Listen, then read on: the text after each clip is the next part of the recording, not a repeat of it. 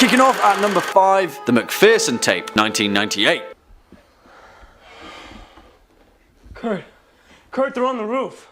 Kurt, what are we gonna do, man? We're on the roof. Oh, close the flue. Also known as Alien Abduction Incident in Lake County, the McPherson Tape is an incredible display of science fiction horror done well, in a time when the found footage subgenre was just finding its feet. I'll be honest with you guys, when I first saw the McPherson Tape as a kid, when it was broadcast as a straight-to-TV film, I thought it was actually real. And I wasn't alone either, because when it originally aired on UPN on January 18th, 1998, hundreds of people called in to verify that it wasn't actually portraying real-life events. So much so that the Lake County Sheriff's Department had to release a statement reassuring viewers that the events didn't take place. The McPherson Tape centers around a family of the same name who have gathered together for Thanksgiving at their lake house when things quickly and mysteriously go wrong. As usual, I don't want to spoil any plot points for this film because it's definitely worth a watch, but if you're terrified of the thought of little green men roaming around your house at night, then you'll definitely be a fan of this film. Coming in at number 4, The Houses October Built, 2014.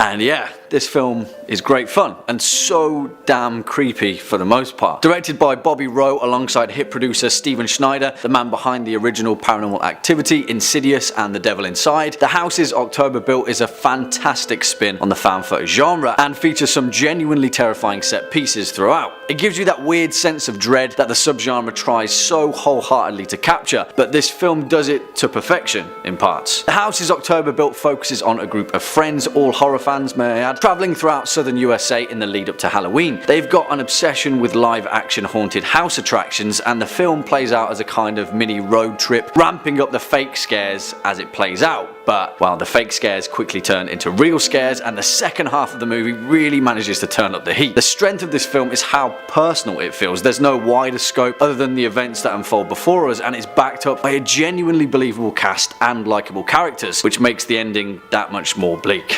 Give it a watch. Swinging in at number 3, August Underground, 2001.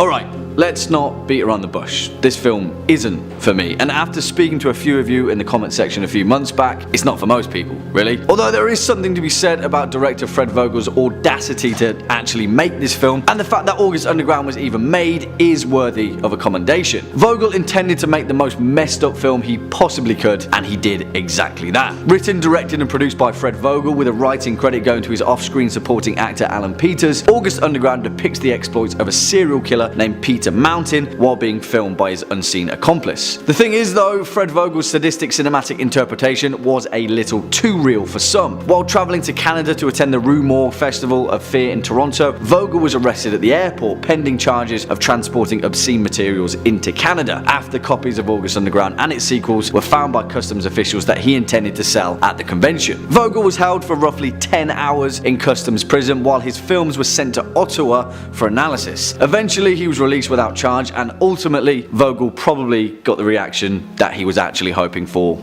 all along. Next up at number 2, Snuff, 1976. Ladies and gentlemen, the bloodiest thing that ever happened in front of a camera. Snuff.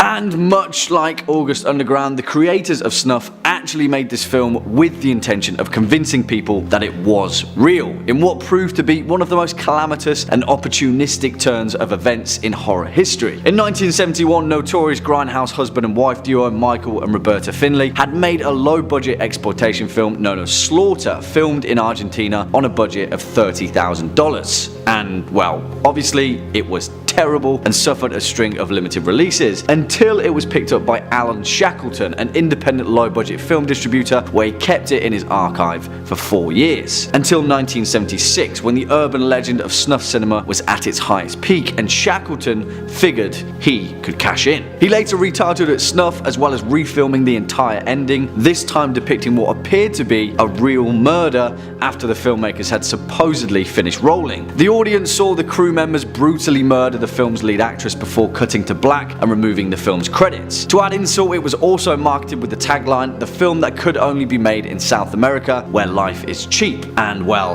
it worked. The public genuinely believed that it was a snuff movie and contained video evidence of a murder. So much so that Shackleton and crew were investigated by the District Attorney of New York, who wasn't appeased until he actually saw the lead actress alive and well. Obviously she was alive, but still, I'd consider that a pretty close call. And finally, our number one spot, Cannibal Holocaust, 1980.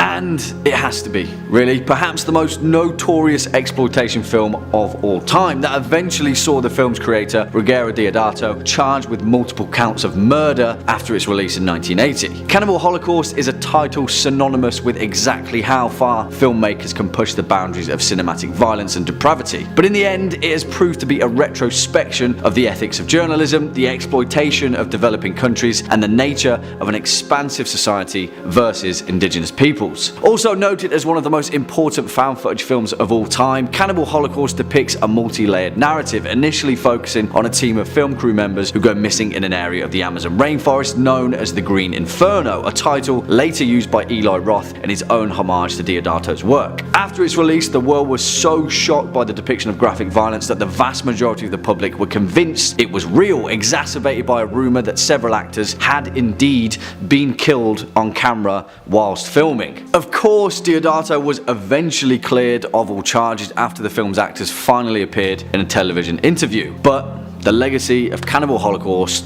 lived on. Coming in at 5, I Spit on Your Grave. Released in 1979 and directed by Miyazaki, I Spit on Your Grave is a rape and revenge horror film that tells the story of Jennifer Hills, a writer based in New York City who exacts revenge on each of her tormentors after 4 men gang rape her and leave her for dead. The movie is a violent slice of horror that was unsurprisingly met with fierce opposition upon its release. Critics such as Roger Ebert refer to it as, I quote, a vile bag of garbage without a shred of artistic distinction, and attending it was one of the most depressing experiences of my life. He also went on to call it so sick, reprehensible and contemptible, and he could barely believe it existed. However, it wasn't just movie critics who hated the movie, entire countries did as well. Canada initially banned the film, however they later allowed individual provinces to decide if it would be allowed within their borders during the 1990s. The UK would only allow the movie to be released in censored form, meaning severe cuts, whereas countries such as Norway, Iceland and West Germany at the time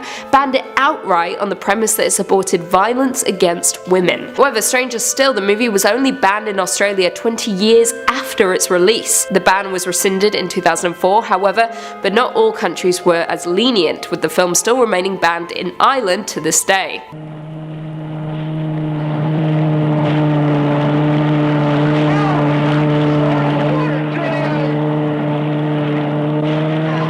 Coming in at 4, Snuff. Released in 1976 and directed by Michael Finley, Snuff is a splatter film that is most notorious for being marketed as if it were an actual snuff film. The plot itself revolves around actress Terry London and her producer Max Marsh, who visit an unnamed country in South America. A female biker cult led by a man named Satan stalks and eventually murders the pregnant London and her circle of friends. The movie is very Manson family-esque before quickly switching gears and becoming a documentary of a young woman being killed by the film's crew. Now, this movie actually has an interesting backstory. Michael Finley went down to Argentina to shoot a quick and dirty movie that would ultimately cash in on the helter-skelter craze, titling it Slaughter. However, the movie was unreleasable, but the then distributor Alan Shackleton had the idea of filming a fake killing, tacking it on the end of the movie and creating rumors that this was the real deal, a real snuff film. So to double down on the urban legend, they renamed the movie Snuff, and then hired fake protesters to picket in front of theatres. It eventually got to the point that the New York's district attorney considered prosecuting a theatre owner who was showing it. However, Variety were the first to expose the movie and its publicity stunts as hoaxes. This is the true story of 4 innocent young actresses who thought they were making just another movie, but didn't know they were making the ultimate movie. Next up at number 3, Event Horizon, 1997. Let me show you.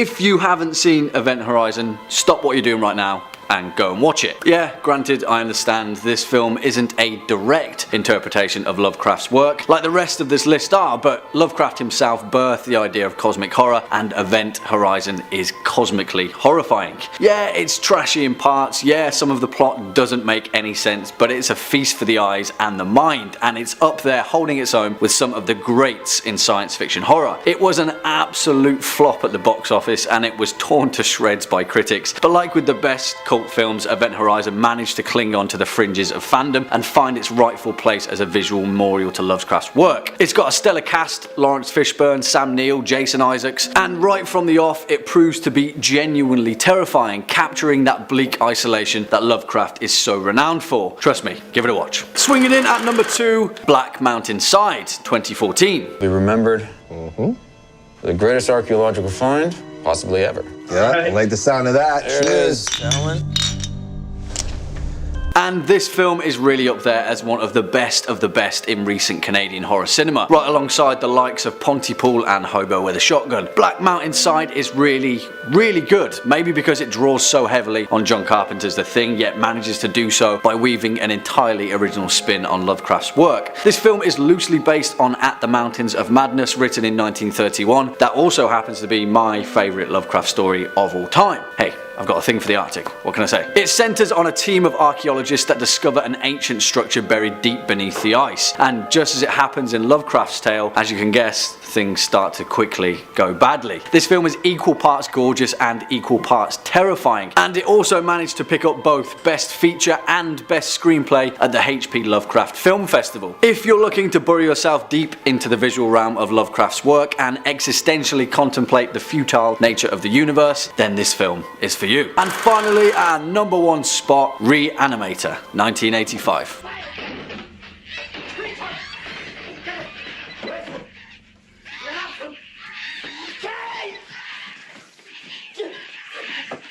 And, of course, it just has to be perhaps the most notorious interpretation of Lovecraft's work to date from the esteemed director Stuart Gordon, who also made From Beyond, which made the 4th spot on this list. It's based on Lovecraft's 1922 short story Herbert West Reanimator, but originally was picked up by Gordon because he had the desire to make a Frankenstein film, which essentially is exactly what it is. If I've got one fact to sell this movie to you, it's that special effects expert John Newlin said that before this film he'd never used more than 2 gallons of blood per picture. For Reanimator, he used 24 gallons. H.P. Lovecraft aside, this film really is a hallmark in horror cinema, and it's a must-see as far as I'm concerned. For fans of Lovecraft though, it's got all the expected hotspots centering on Arkham's Miskatonic University. It tells the story of Herbert West, a medical student who discovers the power to reanimate the dead. But like we quickly learn as Lovecraftian horror fans, things quickly go awry. Reanimator is all the best parts of splatter horror, an incredible display of visual effects, and also, strangely enough, absolutely hilarious in parts. Give it a watch, you won't be disappointed. Kicking off at number 5, Banshee Chapter, 2013.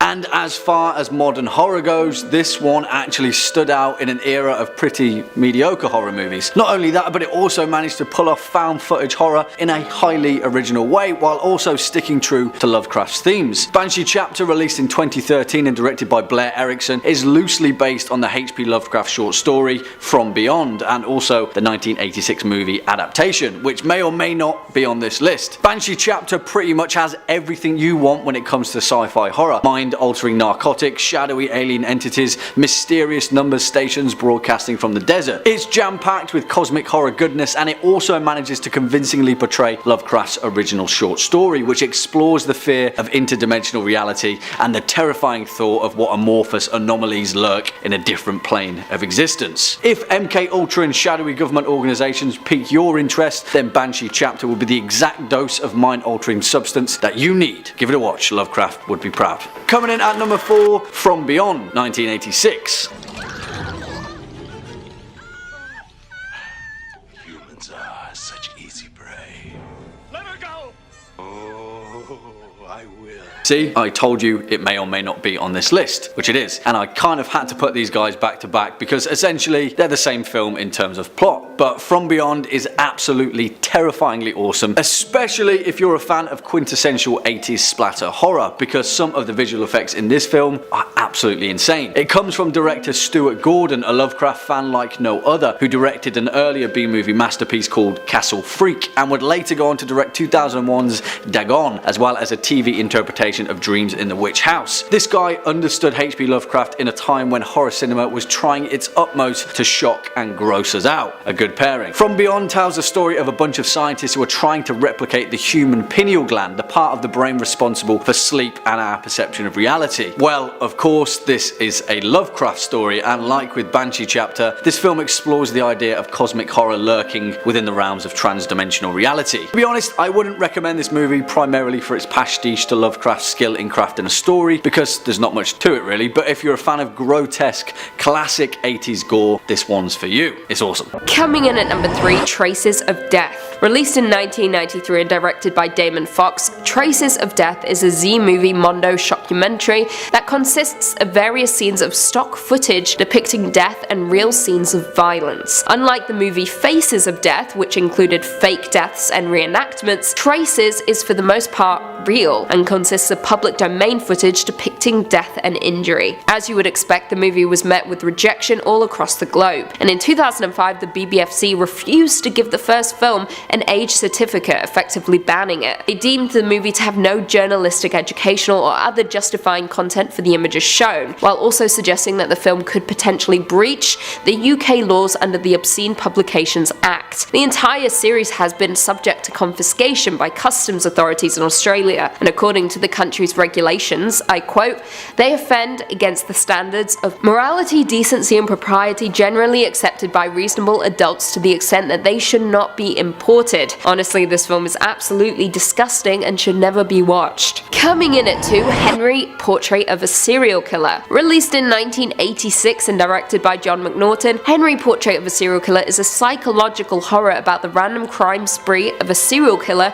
who seemingly operates with impunity. The film was, as expected, quite controversial. In the UK, the film has had a long and complex relationship with our friends the BBFC, with them refusing certification for many years. Now, the film's production company didn't even want to give the movie a theatrical release, which is a surprise, leaving the director to personally send out screener copies to critics in hopes of drumming up buzz. However, no one was willing, simply because the MPAA gave the movie an X rating, which at the time was mostly reserved for porno films. The film has heavy violence, which actually aided in the creation of the NC-17 rating, a distinction for movies with extreme content that don't quite cross the line into porn. But you may be asking, what happened to the film in Australia and New Zealand? Well, the film was originally outright banned by the film censor in 1992. A censored version was subsequently released on home video with cuts to the family massacre sequence, and was released on DVD in 2005. Look at the world. It's either you or them. You know what I mean. And finally coming in at number 1, The Last House on the Left. Released in 1972 and directed by the legendary Wes Craven, The Last House on the Left is an exploitation horror film that revolves around 2 teenage girls who were taken into the woods and tortured by a gang of murderous thugs. Now, this movie was actually Craven's directorial debut and was loosely inspired by Ingmar Bergman's The Virgin Spring, and in turn received vicious censoring, resulting in it being banned in certain countries for decades. The film was explicit, particularly the torture scene, and therefore the United Kingdom refused a certificate for cinema release by the BBFC in 1974 due to the scenes of sadism and violence. The film was ultimately banned throughout the remainder of the 1980s and into the 1990s. However, after a series of major cuts, the movie is now available for viewing. That itself didn't happen until 2008. To top it off, no one even bothered to attempt to distribute it in Australia due to the monumental problems it would have caused. It actually wasn't even released down under until 2004. How crazy is that? The New York Times critics, Howard Thompson, even admitted to walking out after just 50 minutes of this sickening tripe. Fun fact for you all, when it was no longer banned, my parents bought it for me. Merry Christmas. Kicking off at number 5, A Lizard in a Woman's Skin, 1971.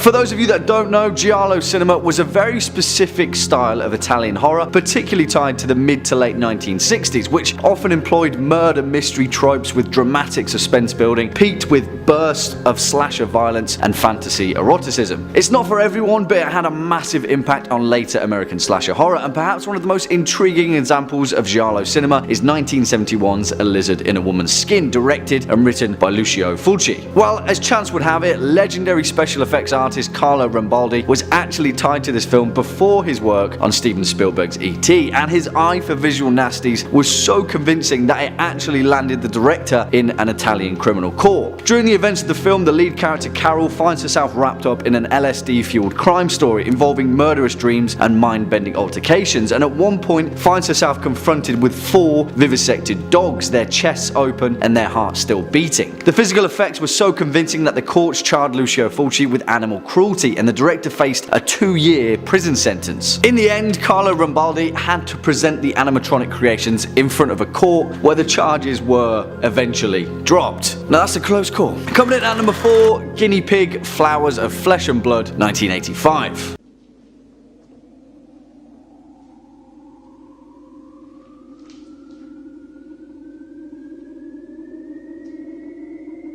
Perhaps one of the most controversial depictions of horror cinema in the whole of Japanese history, if not the rest of the world. The Guinea Pig films are a series of 6 Japanese horror films from the early 1980s and 90s, based off of the filmmaker Hideshi Hino's own horror manga series of a similar nature that depicts incredibly graphic and grotesque Japanese body horror and violence. Now listen, this style of horror cinema isn't really for me, but fringe filmmaking has often pushed the boundaries so that the mainstream can further develop the genre as a whole. But on the flip side, Hideshi Hino's work had a pretty rough time, to say the least, and the filmmaker had to constantly prove that no one was actually hurt or murdered during production. While in a bizarre turn of events that involved Charlie Sheen, of all people, it had the Guinea Pig series being investigated by the FBI. In 1991, actor Charlie Sheen was given a copy of the second film in the series, Flowers of Flesh and Blood, and after watching it, Sheen mistook it for a genuine snuff film, claiming that the graphic depictions on screen were so lifelike that there was no way special effects could have pulled it off. He was so convinced that he contacted the FBI to report it, only to find that they were in fact already investigating the filmmakers, who were then summoned to a Japanese court to prove that the special effects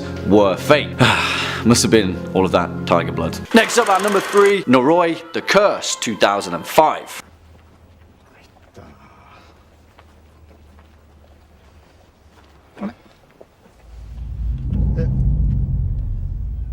Now, this is for sure an interesting film, to say the least, and it's a welcome sore thumb in the world of Japanese horror. It comes from renowned director Koji Shirashi, who's made quite the name for himself as a found footage auteur, with films like Occult and Shirome, a departure from the short, unsettling style often found in J-horror. Noroi is perhaps the best example of his work, and it stands out as a slow-burning mockumentary of paranormal investigation in Japan. Noroi features an absolutely mammoth task, interweaving several storylines that lead up to a deeply disturbing ending. For the most part though, it focuses on Masafumi Kobayashi, a paranormal expert famous for uncovering supernatural mysteries, and his investigation of a strange woman and her young son. It manages to give us just enough to keep the mystery going, and I don't say this lightly, pretty much every scene is unsettling as we quickly realise that there are much more malevolent powers at play. Swinging in at number 2, The Blair Witch Project, 1999.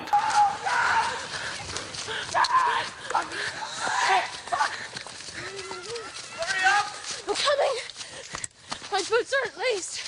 And you just knew this one would make this list, didn't you? Of course, perhaps the most famous found footage horror film of all time, and many people's first horrific dive into the subgenre. The Blair Witch Project is an awesome horror film, I'm gonna say it, and the impact that it had on the genre as a whole can't be denied. The reason that the Blair Witch Project is so damn good is because it managed to pull off exactly what terrifies us, a stark reminder that what really scares us is the stuff that we can't see, especially in a time when horror cinema cinema was trying its hardest to deliver full frontal fear. Again, like with the McPherson tape, the Blair Witch Project relied heavily on viral marketing. Even a year after its release, the three actors, Heather Donahue, Joshua Leonard and Michael C. Williams, were listed on their IMDb pages as missing or deceased. The film's creators, Daniel Myrick and Eduardo Sanchez, made huge strides in creating a working mythology for the film, drawing on 18th century folk legends to fabricate their own occultist backdrop, hinting to the viewer that perhaps there was some truth to the events of the film. In essence, it's what makes found footage horror so good when it's done well, an uneasy mix between horror fiction and horror fact. And finally, at our number one spot, The Borderlands 2013.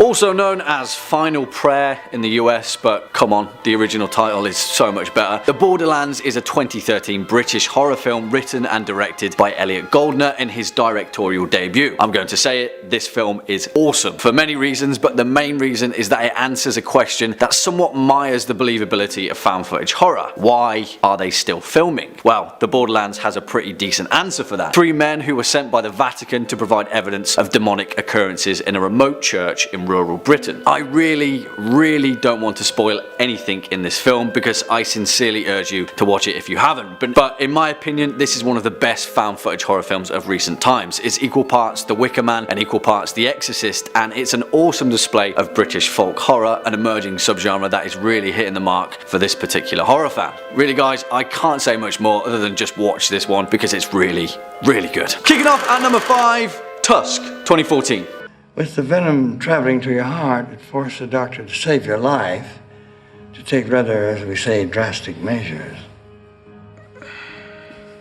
Alright guys, Tusk is messed up. So messed up that when Kevin Smith announced it, people were so excited that he was making a new movie, and then within that same breath were absolutely disgusted by how damn messed up his newest creation was. But that isn't to say that it's not just straight up horror goodness, because it is. It's just really gross, wrapped up in the most surprising of all animalistic packages, the walrus. Written and directed by the off-the-wall genius Kevin Smith, Tusk tells a tale of a podcast host named Wallace, played by Justin Long, who heads to the remote north of Canada to interview a grizzled old sailor who promises to reveal a lifetime of interesting stories as new material for his show. What's that got to do with the walrus, you may ask? Well, I'll let you find out for yourself. Just bear in mind that Tusk is equal parts hilarious, but only in the way that the most nightmarish of fever dreams can be. The thing is, Kevin Smith is a divisive filmmaker regardless of your stance on this movie. You either love his work or you think it's pointless and you hate it, and many people felt the same about Tusk in particular. For the most part, it was torn apart by critics, but if my opinion holds any weight with top 5 scary viewers, then trust me, Tusk is one of the best attempts at modern body horror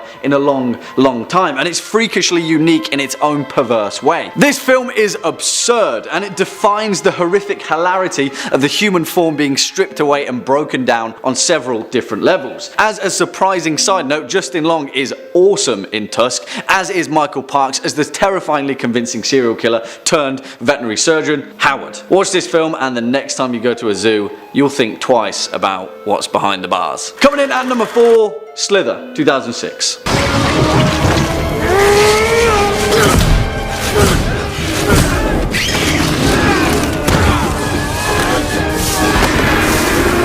Slither, an underappreciated precious gem of a movie and a worthy entry into the halls of horror fandom. If you're expecting scares from this particular film, please don't hold your breath, but if you're in the mood for some of the grossest physical effects in the genre, as well as some of the most genuinely hilarious moments in horror comedy, then this one is for you. Written and directed by James Gunn in his first ever directorial debut, Slither was written by a horror fan for horror fans, and it's a throwback to pretty much every B-movie ever made, all wrapped up neatly in the most disgusting of horror concepts, a malevolent alien parasite that injects its larva into a town full of humans. That's a great start for any body horror, right? Slither tells a tale of the small town of Wheelsy, South Carolina, that becomes the host of a sentient alien parasite that crash lands in the surrounding wilderness and subsequently infects the local man about town, Grant, played by the absolutely incredible and equal parts hilarious Michael Rooker. Of course, that's just the beginning, because what ensues is a writhing descent into the desecration of the human body in the most disgusting way possible, as people become wrapped up in the alien parasite's insatiable hunger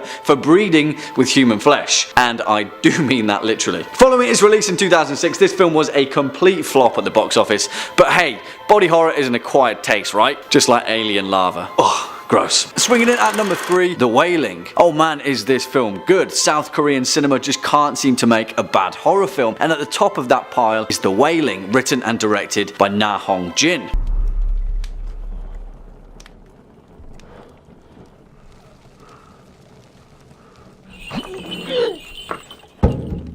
In essence, this film is about spiritual belief and the inner conflict of the soul. It weaves differing, competing threads of spiritualism throughout. Shamanism, ritualistic sacrifice, and even Christianity. Boiled down further, good and evil, angels and demons. Which one ends up on top? Well, if you watch the film, you'll find an answer of your own. What you will find, though, is an occult masterpiece into the weird world of Korean folklore. This film does a pretty stand-up job at keeping you on edge throughout its lengthy 2.5-hour runtime, feeding you tiny scraps of narrative right up until the very end. Also, we haven't even talked about the murder, demon, zombies, or the exorcism, or the cave scene. Yeah, I really don't want to ruin this film for you if you haven't seen it, but take it from me, it's worth the nightmares. Coming in next at number 2, The Babadook.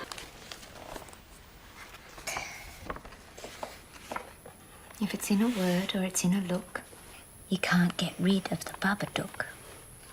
Are you terrified of creepy shadow monsters that lurk behind your wardrobe door? Then please sit down in a dark room and watch The Babadook, a 2014 Australian psychological creature feature from Jennifer Kent. I say creature feature in the loosest sense because, guys, seriously, what the hell is The Babadook? I still don't know, and it's got me pretty shook. That, in essence, is the success of this film though, the fear of the unknown, the strange, otherworldly sense that you get as a child trying to fall asleep in a bleak, unfamiliar house. It blends the supernatural with the surreal, with a pinch of native Australian folklore to boot. Plus, also, if you're a fan of the kid fighting back against the monster, then you'll be thrilled at 6-year-old Samuel, played by Noah Wiseman, who absolutely steals the show. I appreciate that people have tried to find further meaning in this film's plot, its ending in particular, and while I think that there are wider cinematic elements that tie this film's plot together, without all of that, it's just a gut-wrenching, knees-weak, palms-sweaty kind of horror movie. You know, the best kind. It's a suspenseful, slightly off story about confronting the darkness that lies within. And finally, at our number 1 spot, The Witch. You know what? I get it if you don't like this film. I understand the criticism that it received. But let me tell you, you're wrong. Because this film is possibly the most unnervingly, unexplainably, brilliantly strange piece of horror cinema of recent times. It ticks every box on my list, and I'll tell you why.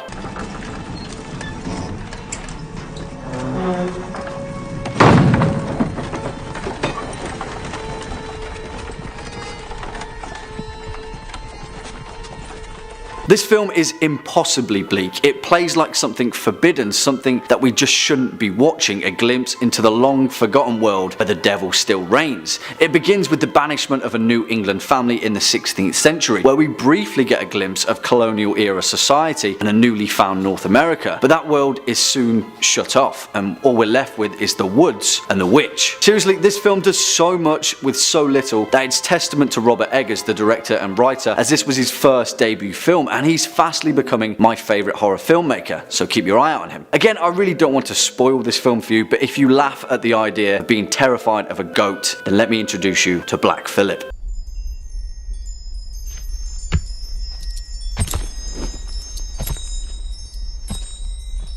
Remove thy shift.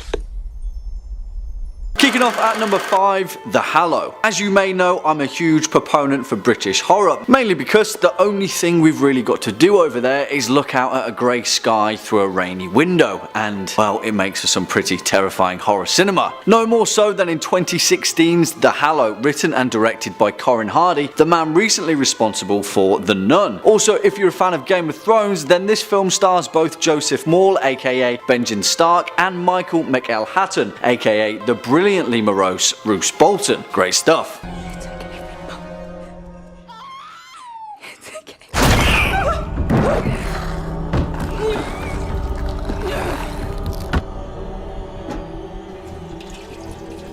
The Hallow plays out as a folklore tale of old, a family from the city, a newborn baby, and a malevolent creature out in the deep dark wood with strange twisted intentions. It's also a breath of fresh air from the cookie cutter creature feature that we see in modern cinema, and the departure from full-blown CGI with instead using old school practical effects make for some terrifying on-screen moments, bringing creatures from Irish folklore to a nightmarish reality. It's great, give it a watch. Coming in at number 4, The Omen. Geez, this film. Admittedly, as I get older, the impact of The Omen becomes less and less, but there's no denying that Damien Thorne, aka the Antichrist himself, is one of the most demonically fear-inducing kids to have ever stepped on screen, and the first time you see his twisty little smile is something that you'll never forget.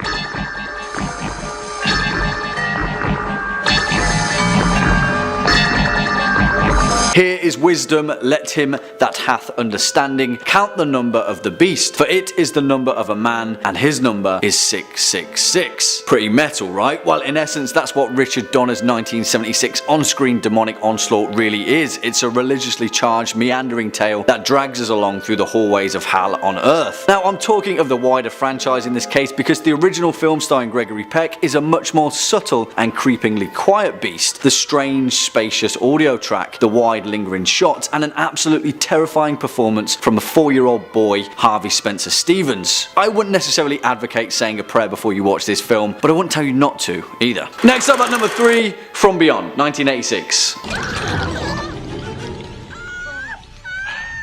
Humans are such easy prey. Let her go!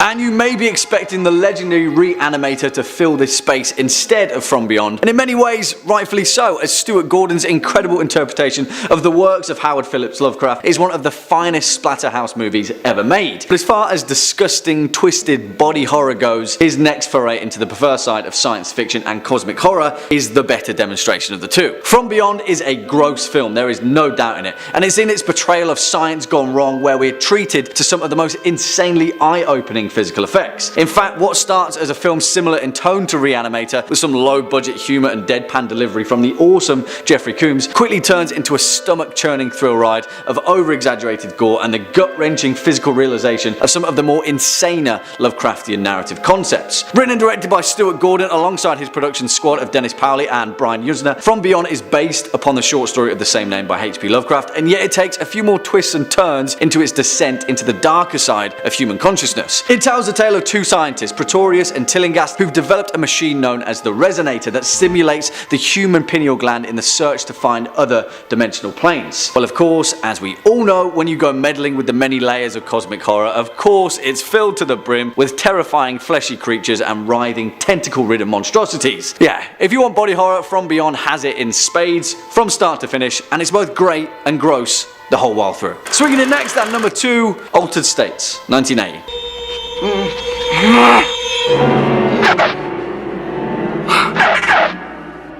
Defiant, Eddie.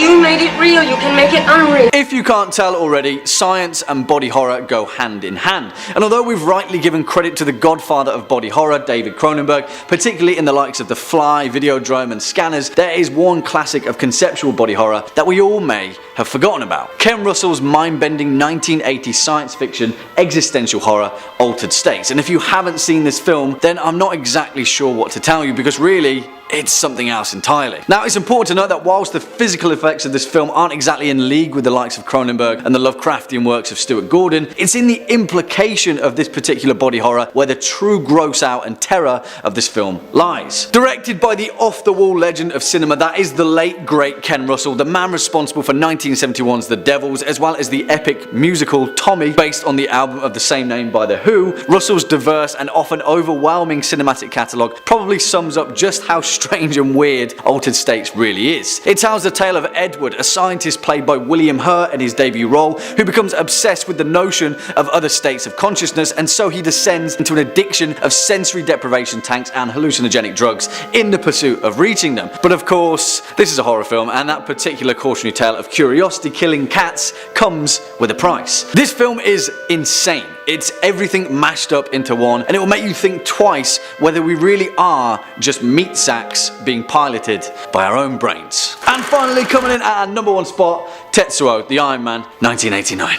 Because we just have to end with a bang, and there is no other film that could have quite lived up to just exactly how bat crazy Tetsuo the Iron Man really is. There are a few rules to body horror, I suppose, that keeps it in line with the narrative intention without just ending up like a torture porn flick akin to the Human Centipede or others of its ilk. But in its own equally unique way, Tetsuo takes a look at those rules and throws them off the top of a damn building. Where do I even begin with this film? I know that I say that quite a lot, but really it's never been more appropriate. Imagine if David Lynch took Eraserhead and then made it watch The Fly and then buzzed it up with some German experimental cinema and then released the whole thing in Japan. And then you'll kind of get an idea just how insanely messed up this movie really is. But in a strange way, it's also awesome. I mean, the reason you're even watching this list is because body horror can gross you out in all of the best ways, and Tetsuo the Iron Man will gross you out with every single frame. I almost can't even explain the plot without fear of somehow giving you guys the wrong impression. Written and directed by Shinya Tsukamoto, Tetsuo is a cyberpunk horror film that tells a tale of a man obsessed with metal and the lengths that he'll go to fulfill his twisted desires. Kind of. Yeah. Honestly guys, as far as body horror goes, this is the tippity top of the Machine Man metal pile. I don't even know what else to say, just watch it and be prepared, I guess, please. Kicking off at number 5, Willow Creek, 2013. Crazy. Pets and people go missing all the time. I'll go in there myself. You can just stay here in town if you want. You believe any nut job out there that says Sasquatch is real? And for our first brush with folklore in horror cinema, we're heading over to North America with perhaps one of the most legendary paranormal creatures and sources of forestry urban legend, Bigfoot. And while you may think that Bigfoot has historically been more miss than hit in horror cinema, this film definitely has something to say about that. Written and directed by Bobcat Goldthwait in his first ever foray into horror cinema, Willow Creek is your standard indie found footage handheld horror about Bigfoot lore and is heavily influenced by the legendary Patterson-Gimlin footage of 1967. However, while on the surface this film definitely doesn't do anything new and it doesn't exactly break any new ground for horror cinema, as we step through the woods of Northern California, the folklore of the Sasquatch and Bigfoot has never been more real. Willow Creek tells a tale of Jim and his long-suffering girlfriend Kelly. Jim is a fanatic believer of Bigfoot lore and an avid amateur cryptozoologist in pursuit of the big hairy unknown. In classic found footage fashion, Jim's idea of a romantic getaway is to head into the Six Rivers National Forest and hopefully find the infamous dry sandbar deep in the woods where the Patterson-Gimlin footage was shot and film the whole thing along the way. It's a simple premise with a relatively simple interpretation of folklore. Bigfoot is just a giant hairy elusive humanoid that lives deep in the wild, right? Well, Willow Creek definitely believes that, but it has a lot more to say about the implications of the unknown. I'll say no more because whilst this film is short and straightforward in its approach, it also packs in so much more and expands upon an already intriguing folklore. Also, mark my words, the last few frames of this film will make your hair stand on end in some way or another. Coming in at number 4, Borgman, 2013.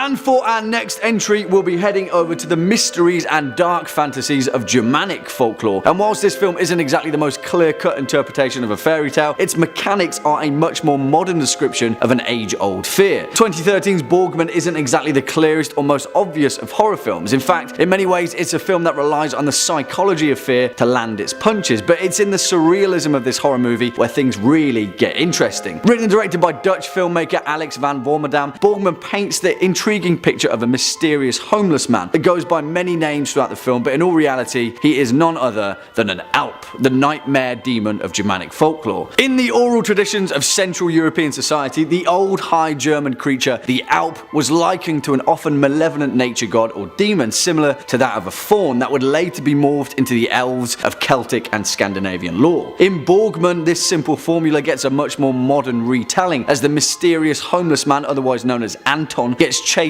out of his underground home deep in the wilderness by a priest and 2 armed men, where he seeks refuge in a wealthy family's home. And then, as we expect, things take a much more mystical turn. I won't say any more because Borgman is a surprisingly shocking film, and the final act of this movie is pure evil. It's almost like Michael Haneke's Funny Games, just with an ancient Germanic Alp instead. And that's what makes it great. Next up at number 3, The Gate, 1987.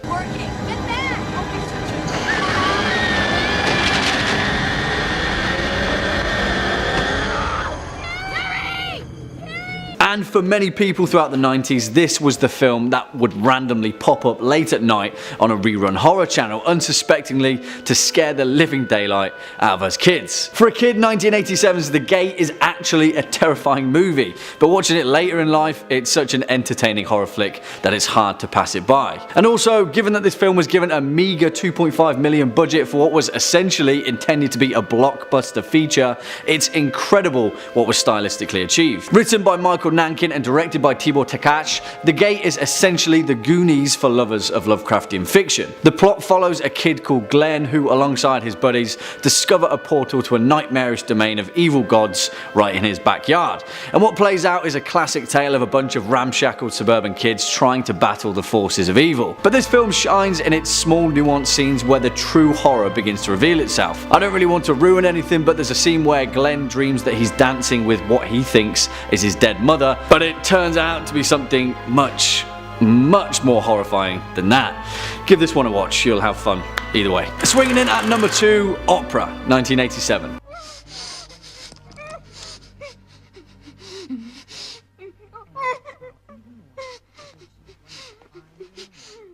Oh man, this film is insane.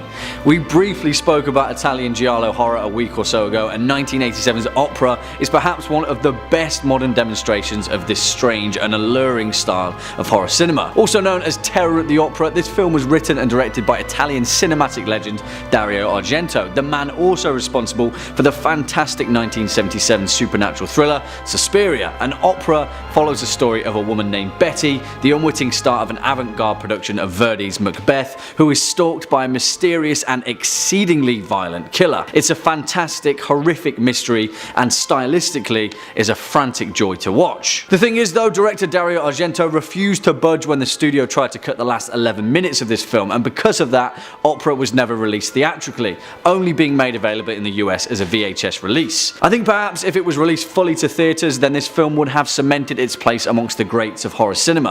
1987 was a year of hits and misses for horror cinema, but Opera would have probably taken the box office if it had the chance. And finally, at our number 1 spot, Kronos, 1993.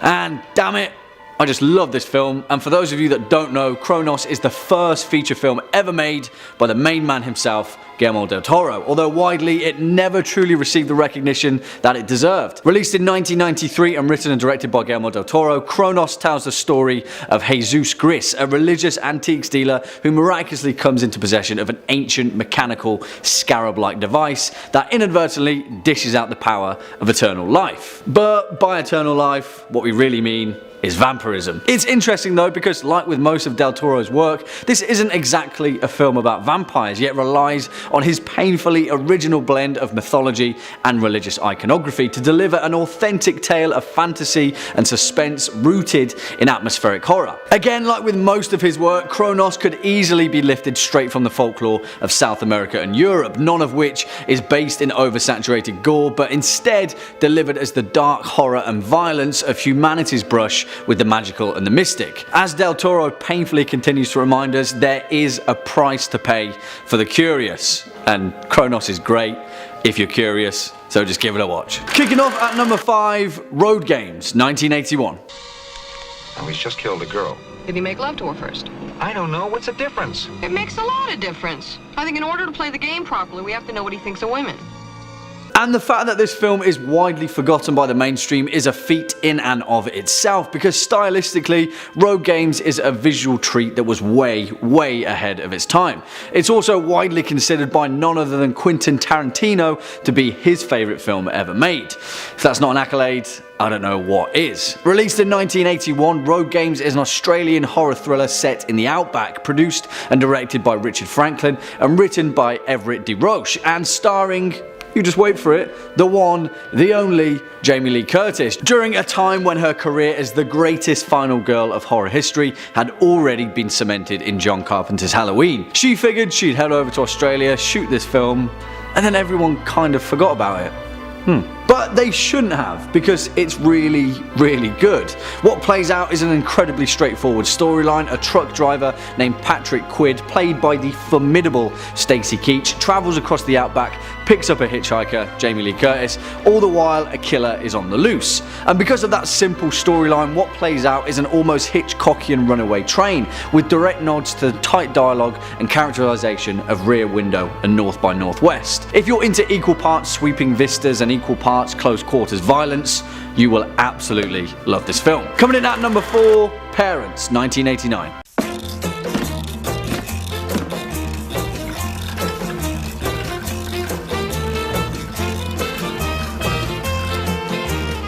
Alright, you'll either love this film or you'll hate it, because the very DNA of this film is divisive in nature, and it's a questionable subjective approach to confront what is essentially psychological child abuse with what is also essentially a throwback horror comedy. But for me, it works, and 1989's Parents is a gem of over-amplified yet endearing horror. Directed by Bob Balaban and written by Christopher Hawthorne, Parents tells the story of a 10-year-old kid named Michael and his parents Nick and Lily, who've just moved from Massachusetts to a new neighborhood in 1954 suburbia. Also, turns out that his parents are cannibals and they're in the habit of killing people, chopping them up and serving it to the poor kid, unbeknownst to him, in his spaghetti bolognese.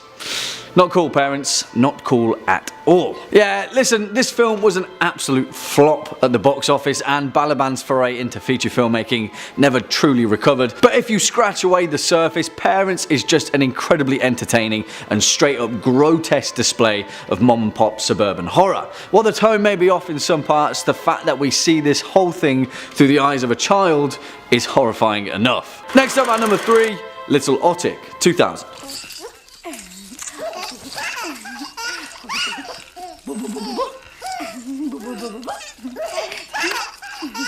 And where the hell do I even begin with this film? I know I say that a lot, but perhaps the most fitting example of that phrase is this film. Way back in the day when I was taking film class at college, we were studying European surrealism, and this film just so happened to rock up one day on my watch list, and still to this day, I think back at how utterly messed up it is. But don't get me wrong, this film isn't messed up in the sense of, say, a Serbian film. This film is messed up because it's just so strangely weird, bizarre, not quite like anything you've ever seen or will see. It's not even a horror film. In fact, it's pretty damn hilarious in places, but trust me, Little Otik is a horror experience. Written and directed by the legendary surrealist Jan Svankmajer, Little Otik is a Czech film based upon the Otisanic fairy tale from 19th century Czechoslovakia. And what's that, you may ask?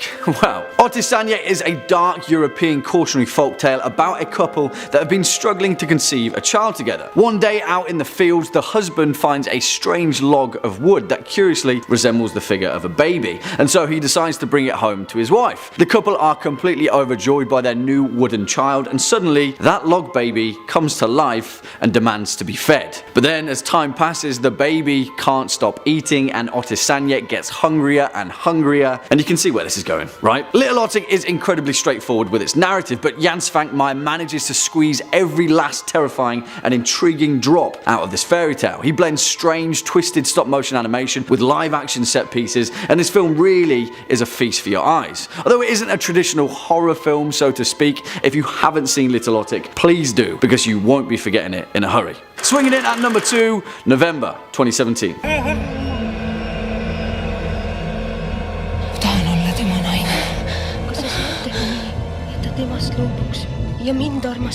This film is beautiful and sick and twisted and brilliant and everything you could ever want from a horror fantasy based on folklore, because it's a hodgepodge of all of those things woven beautifully in those same surreal dark tones of Northern Europe. This film's shot way under the radar, and admittedly it may be a little too art house for some people, but forget about that, because visually speaking, from a horror perspective, this film is worth so much. There's nothing like it. It's exciting and it's brilliant, and films like this, as well as Robert Eggers' The Witch, are important important entries into both folklore and horror cinema. Written and directed by Rainer Sarnet, November is an Estonian dark fantasy horror based upon the novel Rehepap ek November by Andrus Kirivak, which is essentially a modern grim fairy tale about the price of young love and the dangers that come with it. Aren't they all, eh? Set in a small 19th century village in Estonia that is unwittingly besieged by every magical creature in the forest, spirits, wood elves, trolls, gnolls, and even the devil himself, the folklore elements of November are juxtaposed by a very real historical reality. You see, the town is also besieged by the Black Death, the plague, and the church are trying their utmost to save some souls. Behind that though is the backdrop of a young love triangle trying their best to circumvent each other's heart's desires in the classic cautionary fashion that we all expect. I don't say this lightly, but this film is Shakespearean. There's so much calamity going on that it's almost like a horror depiction of A Midsummer Night's Dream, and it lends itself perfectly to the ingenuity of Baltic folklore and literature. Despite that though, November also crams in all the dirt, grime, and the very physical gore of pain and existence out in the rural mire of 19th century Europe, and that alone makes it worth a watch. This film is brilliant. Give it a watch. And finally, coming in at our number one spot, Sauna, 2008.